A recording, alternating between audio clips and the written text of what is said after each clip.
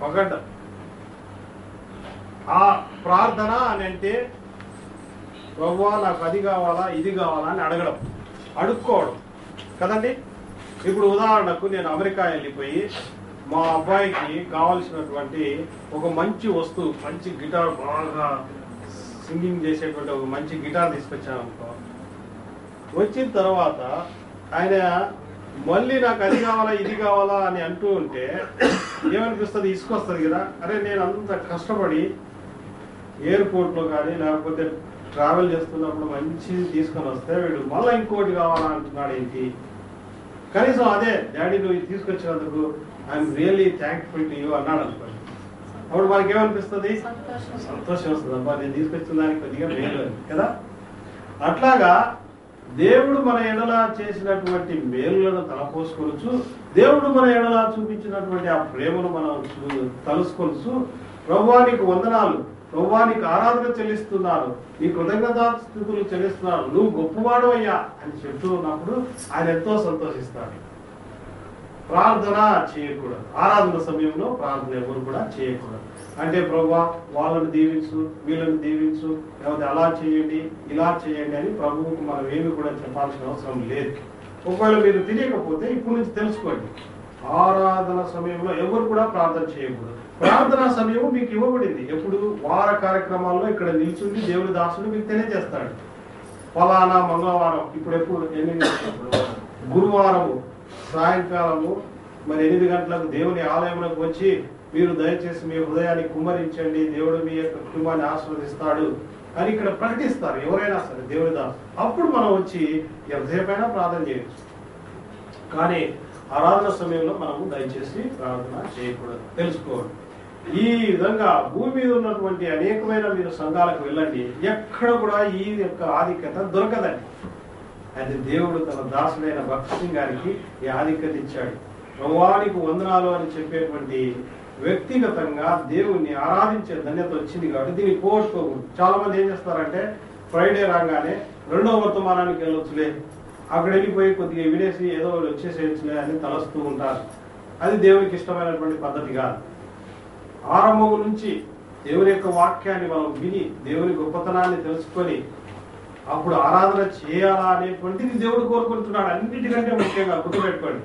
ఒకవేళ 2010వ సంవత్సరంలో మీరు మీ తలంపులు లేదా మీరు ఒకవేళ ఆరాధన క్రమాన్ని పోగొట్టుకొని ఉంటే దయచేసి ఇప్పుడైనా నూతన తీర్మానానికి రావాలి.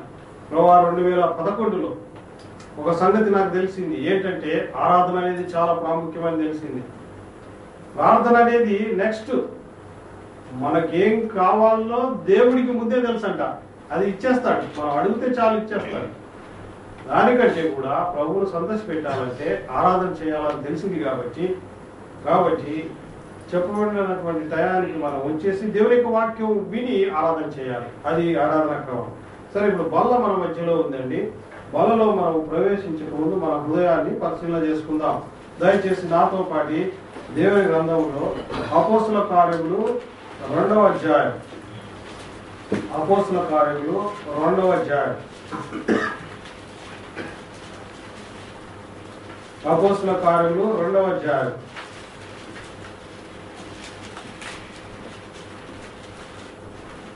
37 నుంచి 42 వరకు మార్చి చదువుకుందాం. ఈ భాగాన్ని గట్టిగా స్పష్టంగా మనం చదువుకోవాలి. నేను 37 చదువుతా, 38 ఆ రీతిగా మార్చి వారు ఈ మాట విని హృదయంలో నొచ్చుకొని, సహోదరులారా మేమేమి చేతుమని పేతురును కడవ అపోస్తలులను అడగగా,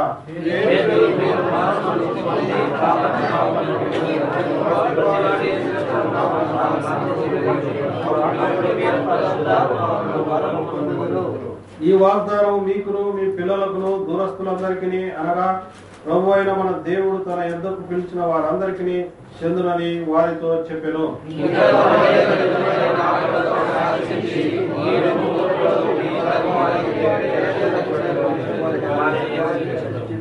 కాబట్టి అతని వాక్యం అంగీకరించిన వారు బాప్తిస్మం పొందిరి. ఆ దినమందు ఇంచుమించు 3000 మంది చేర్చబడిరి.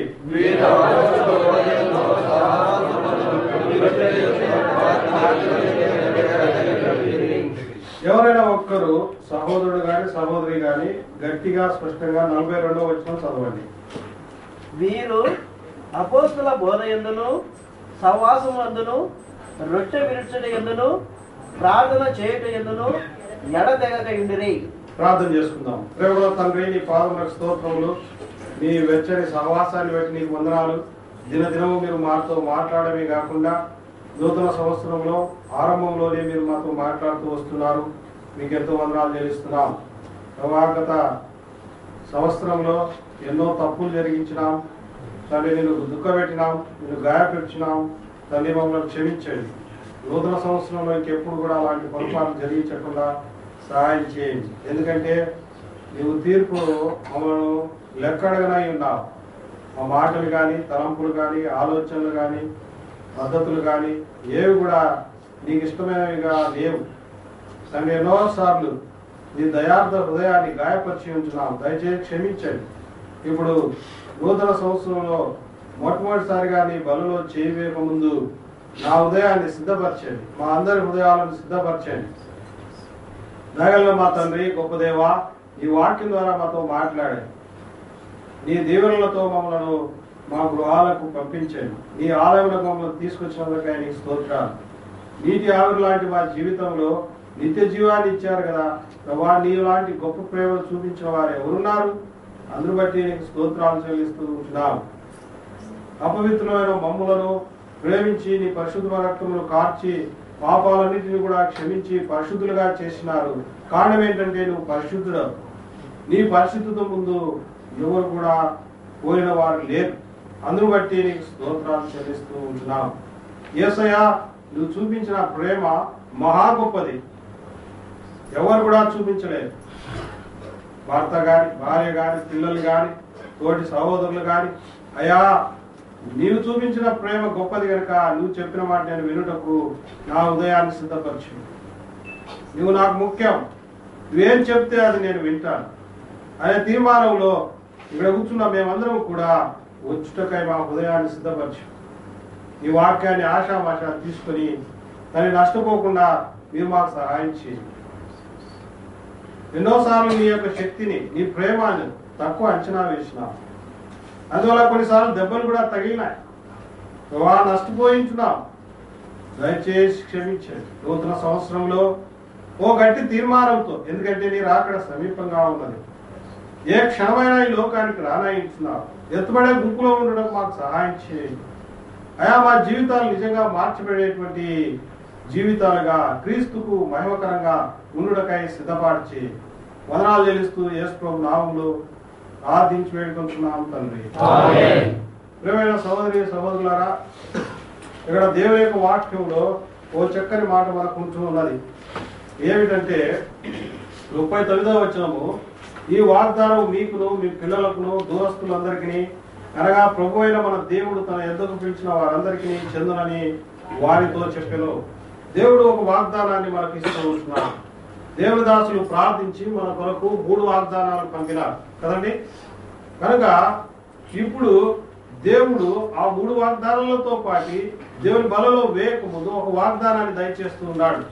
ఆ దినాలలో ఆది సంఘంలో అపోస్తులు అయినటువంటి పేతురు గారు పరిశుద్ధాత్మ శక్తితో నిలబడి ఒక గొప్ప సమూహంలో యెరూషలేములో ప్రతి ఒక్కరూ కూడా కూడి వచ్చిన తర్వాత ఆయన నిలబడి ఒక గొప్ప వాక్యాన్ని అందిస్తా ఉన్నాడు. అది ఆయన తన సొంత మాటలతో చెప్పలేదండి. దేవుడే పరిశుద్ధాత్మ శక్తి ద్వారా కొన్ని సంగతులు తెలియజేస్తూ ఉంటున్నాడు.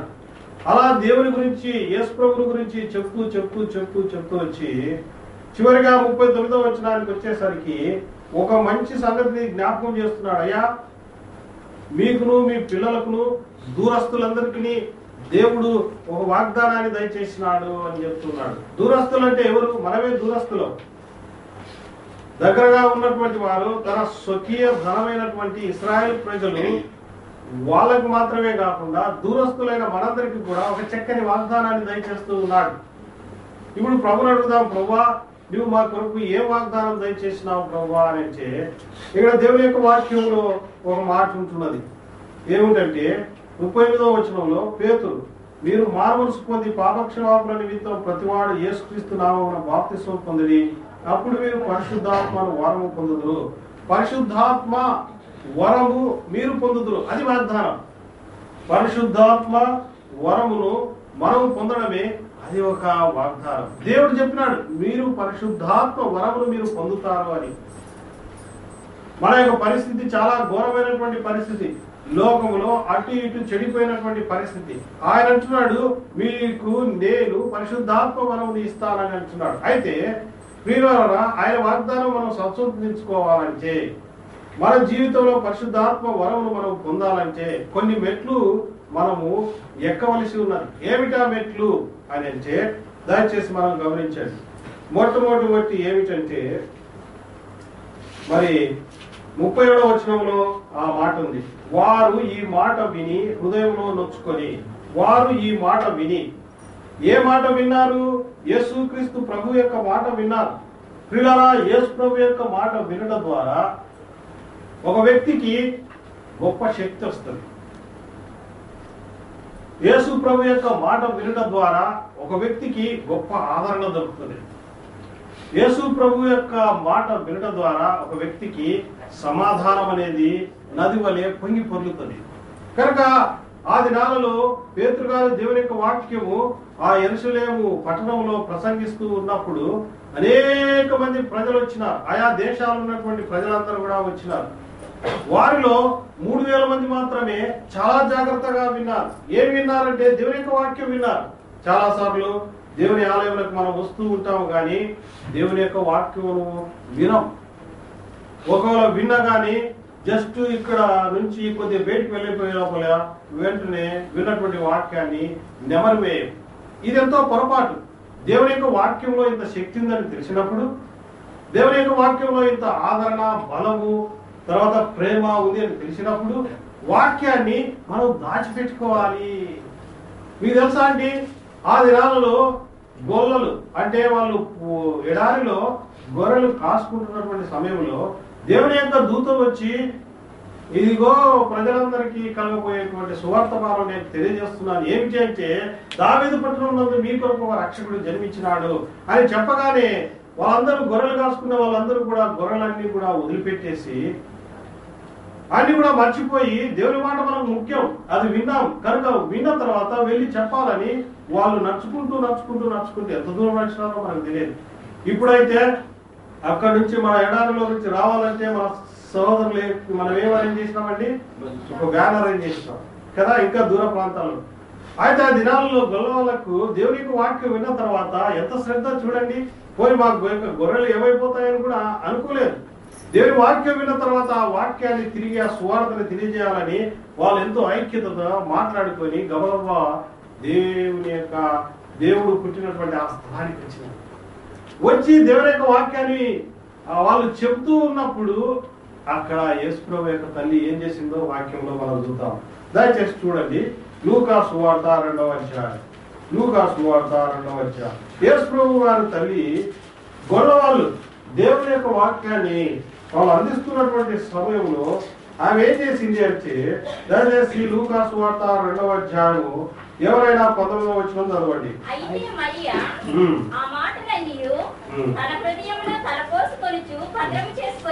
అయితే మరియా ఆ యొక్క మాటలన్నీ తన హృదయంలో తలపోసుకున్నది. సహోదరి, ఎప్పుడన్నా ఇంతకాలం దేవుని మందిరానికి వస్తూ ఉన్నావు, దేవుని మాటలు తలపోసుకుంటున్నావా అంటే గుర్తు తెచ్చుకుంటున్నావా?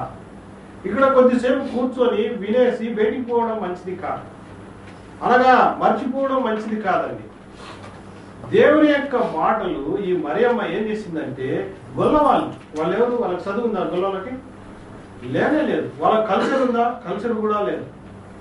ఆఫ్టర్ ఆల్ వాళ్ళు వచ్చి దేవుని మాటలు చెప్తా ఉంటే, దూత మాకు కనపడి మాటలు చెప్పిందని చెప్తుంటే ఆమె ఏం చేసిందంట, మరియ తన హృదయంలో పోసుకుంటూ ఉన్నాడు. తల పోసుకుని అందరితో ఆగిపోలేదు, భద్రం చేసుకున్నది. ఇది మనం చేసుకోవాలి.